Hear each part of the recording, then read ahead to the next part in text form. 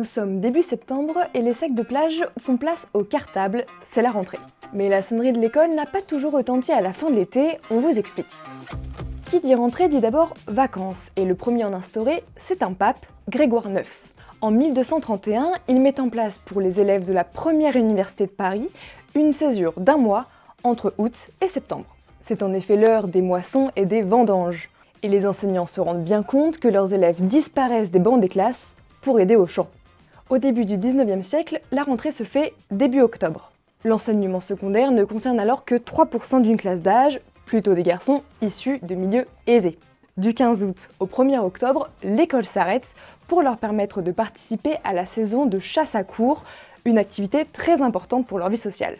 Sous la Troisième République, l'école gratuite, laïque et obligatoire de Jules Ferry harmonise le calendrier scolaire.